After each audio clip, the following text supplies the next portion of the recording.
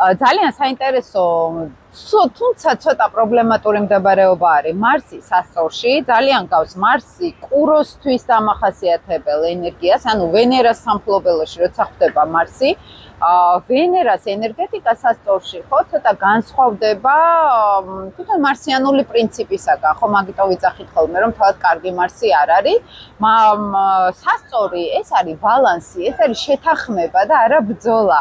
ეს არის დიპლომატიური კავშირების გაბმა და არა ინტერესების დაცვა. ამ დროს მარსის ფუნქცია ეს არის, რომ ჩემი ინტერესი არის მთავარი, მე უნდა გადავრჩე, მე უნდა მოვიპოვო რაც მეკუთვნის და ამ დროს სასწორი არის, რომ ჩვენ უნდა შევძლოთ ეს ყველაფერი პარტნიორებთან ერთად, ანუ მაქსიმალურად ეს სასწორის ენერგია არის კავშირებზე ორიენტირებული და არა ეგოზე ორიენტირებული. და აქ შეიძლება ადამიანს ცოტა კომპლექსი ქონდეს, რომ აი მე სადღაც მერყეობ, როცა არის იქ ვიღაცას უნდა დამახურო თავზე ყველაფერი, შეიძლება ვიმერყეო. ახლა ღირს არ ღირს. ახლა უხეშება ხო არ იქნება ახლა ამას რომ რაღაცა აგრესიულად უთხრა, ხო? იმიტომ რომ შინაგანაც სასწორი მოითხოვს შინაგან ბალანს მოითხოვს ყოველთვის ხო გარემოსთან და აქ მარსიანული ენერგია რაღაცნაირად აქ ცოტა კონფლიქტს ქმნის, შიდა კონფლიქტი იქნება.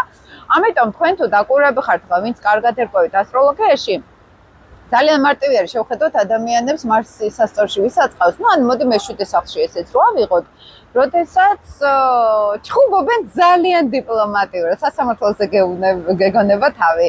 აი შენ ახლა ეს პუნქტი ამ სამართლიანობის ასპექტში ეს პუნქტი დაარღვიე და ესეთ კონფლიქტში შედიან.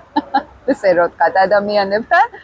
ანუ აი სამართლებრივად შეიძლება დაუსაბუთოს ადამიანს, რომ ის არასწორი არის. ძალიან დიპლომატიურად, აუღელვებლად, ძალიან უნდა იყოს ეს მარსი გადაგვარებული, რომ მარსმა სასწორმა იქ კონფლიქტი ჩართოს.